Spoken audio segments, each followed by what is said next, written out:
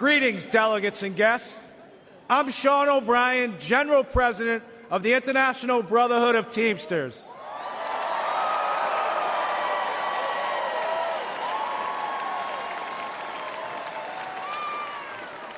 I'd like to give my peeps from the greatest state in the nation, Massachusetts, some props. What's up? First, I want to thank the hardworking Teamsters and union members here in Milwaukee who play vital roles in the building and operations of this convention.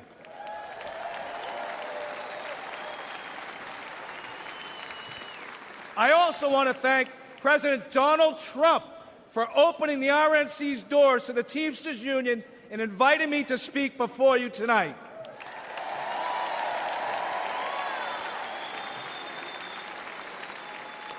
I travel all across this country and meet with my members every week. You know what I see? An American worker being taken for granted. Workers being sold out to big banks, big tech, corporates, and the elite. And I'm not the only one who sees this. Everyday families see it. The American people aren't stupid. They know the system is broken. We all know how Washington is run. Working people have no chance of winning this fight. That's why I'm here today. Because I refuse to keep doing the same things my predecessors did.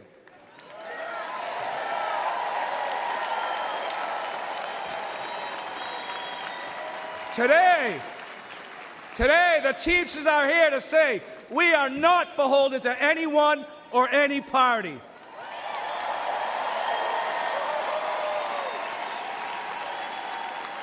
We will create an agenda and work with a bipartisan coalition ready to accomplish something real for the American worker.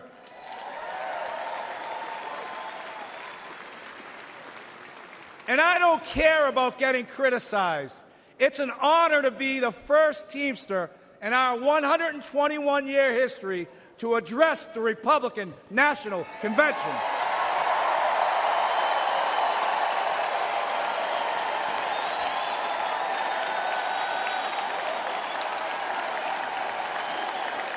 Several months ago, I asked the RNC and the DNC for the opportunity to speak. To be frank, when President Trump invited me to speak at this convention, there was political unrest on the left and on the right. Hard to believe. Anti-union groups demanded the president rescind his invitation. The left called me a traitor.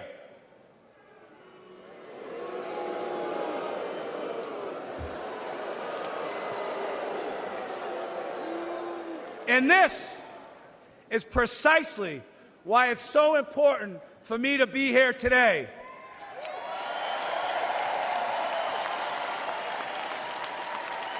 Think about this. Think about this. The Teamsters are doing something correct. If the extremes in both parties think I shouldn't be on this stage.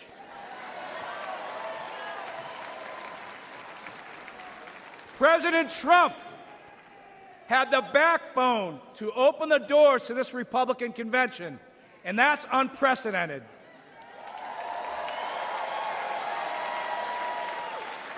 No other nominee in the race would have invited the Teamsters into this arena. Now, you can have whatever opinion you want, but one thing is clear. President Trump is a candidate who is not afraid of hearing from new, loud, and often critical voices.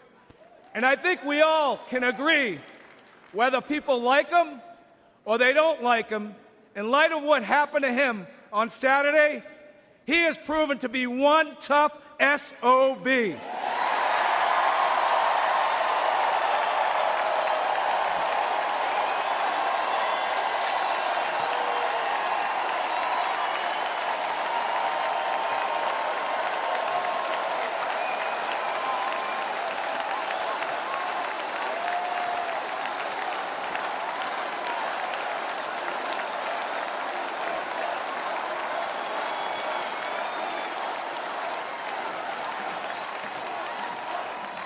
Now, when I won the presidency of the Teamsters in a national election 2.5 years ago, we started reaching across the aisle.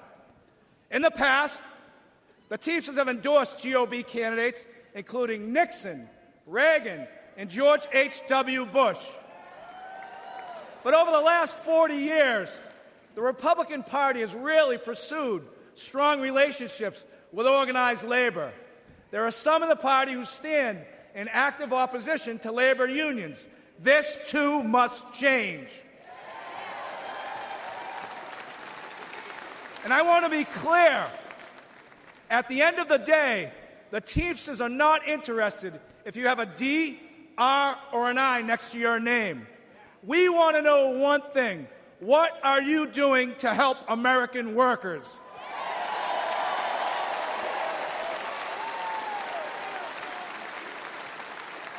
As a negotiator, I know that no window or door should ever be permanently shut. In my administration, the Teamsters reached out to 8 Republican senators who stood up for railroad Teamsters over our fight for paid sick leave. Josh Hawley was one of them.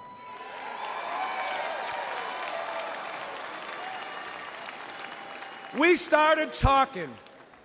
Senator Hawley changed his position on national right to work. Then we started walking. Senator Hawley walked a Teamsters picket line in St. Louis and a UAW picket line in Wentzville, Missouri. More than that, I want to recognize Senator Hawley for his direct, relentless, and pointed questioning of corporate talking heads, lawyers, CEOs, and apologists. He has shown he is not willing to accept their pillaging of working people's pocketbooks. I know from a career in negotiating that you get nowhere by slamming your fist on the table. The first step is to listen. The Teamsters and the GOP may not agree on many issues, but a growing group has shown the courage to sit down and consider points of view that aren't funded by big money think tanks. Senators like J.D. Vance, Roger Marshall, and Representatives Nicole Malliotakis, Mike Lawler, and Brian Fitzpatrick are among elected officials who truly care about working people. And this group is expanding and is putting fear into those who have monopolized our very broken system in America today. There are far too many people on both sides of the aisle still caught up in knee-jerk reactions to unions, who subscribe to the same tired claptrap that unions destroy American companies. Take a moment to consider United Parcel Service, which is the largest private sector logistics company, and it's been unionized for more than 100 years. More than 350,000 Teamsters make it run. We work for good middle-class wages, quality health care, and secure pensions.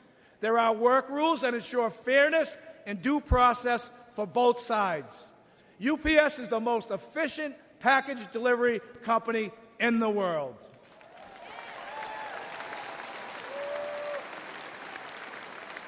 But let's not forget that UPS doesn't provide these great wages and benefits out of the kindness of its heart. UPS does it because the Teamsters fight for it, all 350,000 of us.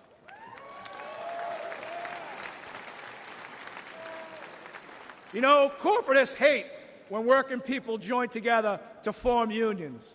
But for a century, major employers have waged a war against labor by forming corporate unions of their own. We need to call the Chamber of Commerce and the business roundtables what they are. They are unions for big business. And here's another fact. Against gigantic multinational corporation, an individual worker has zero power. It's only when Americans band together in democratic unions that we win real improvements on wages, benefits, and working conditions. Companies like Amazon are bigger than most national economies. Amazon is valued over $2 trillion. That makes it the 14th largest economy in the world. What is sickening is that Amazon has abandoned any national allegiance. Amazon's sole focus is on lining its own pockets. Remember, elites have no party, elites have no nation. Their loyalty is to the balance sheet and to the stock price at the expense of the American worker.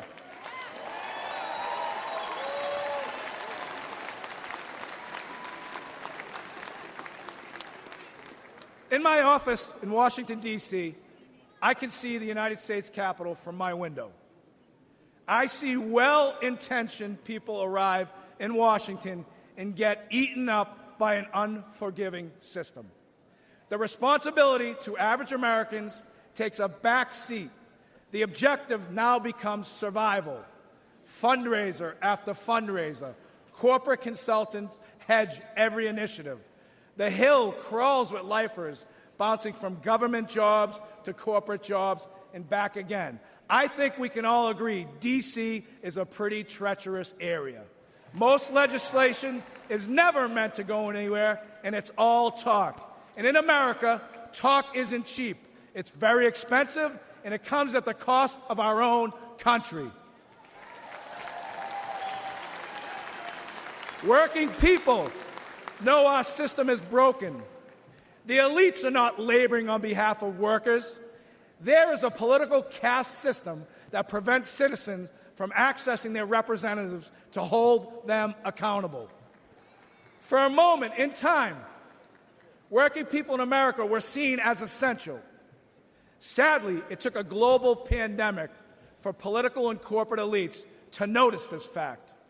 But ask yourself this question. Since the end of the pandemic, when was the last time you heard major news outlets regularly refer to workers as essential? You haven't. The men and women who provide goods and services, deliver packages, stock grocery shelves, care for patients, pick up your trash, and keep our communities safe are taken for granted. All the while, the stock market booms, housing prices hit record highs, and corporate salaries skyrocket. But the income of everyday Americans are shrinking in the face of inflation. At the gas pumps, at the grocery store, with the electrical bill, and with the car insurance. This has got to change.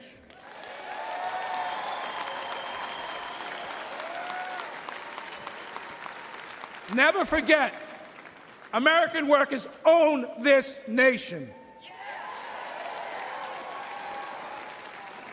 We are not renters. We are not tenants. But the corporate elite treat us like squatters, and that is a crime. We've got to fix it. Now, this will shock you. This will shock you. To paraphrase Senator Mark Wayne Mullen, it's time for both sides of Congress to stand their butts up. We need trade policies that put American workers first. It needs to be easier for companies to remain in America. We need legal protections that make it safer for workers to get a contract. We must stop corporations from abandoning local communities to inflate their bottom line. We need meaningful bankruptcy reform. Today, corporate vultures buy up companies like Yellow Freight with the intent of driving them into bankruptcy and feasting on their remains. The courts leave workers begging for crumbs as third-tier creditors. Labor law must be reformed. Americans vote for a union but can never get a union contract. Companies fire workers who try to join unions and hide behind toothless laws that are meant to protect working people but are manipulated to benefit corporations. This is economic terrorism at its best. An individual cannot withstand such an assault. A fired worker cannot afford corporate delays, and these greedy employers know it. There are no consequences for the company, only the worker. We need corporate welfare reform. Under our current system, massive companies like Amazon, Uber, Lyft, and Walmart take zero responsibilities for the workers they employ. These companies offer no real health insurance, no retirement benefits, no paid leave, relying on underfunded public assistance. And who foots the bill? The individual taxpayer. The biggest recipients of welfare in this country are corporations, and this is real corruption. We must put workers first. What could be more important to the security of our nation than a long-term investment in the American worker? In 2021, Teamsters nationwide elected me to fight for them, and that's precisely what I'm doing. Something is wrong in this country, and we need to say it out loud. I will always speak for America and the American worker, both union and non-union. I challenge each and every one of you, and especially my friends on the Democratic side, to embrace cooperation, to truly collaborate, to achieve meaningful and productive change, to ensure we make this great nation in this world the bigger, faster, and strongest nation in the entire world. I love this country. The Teamsters love this country. Our 1.3 million members move America on the roads, in the ports, on the rail, and in the air. And at the end of the day, if the powers to be stop me from raising my voice on behalf of American workers, I will not have one single regret. I still carry my commercial driver's license. I still have my place on the union seniority list.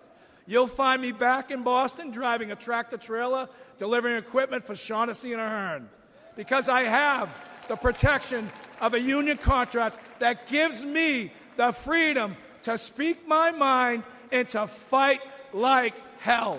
God bless the greatest nation. Thank you very much.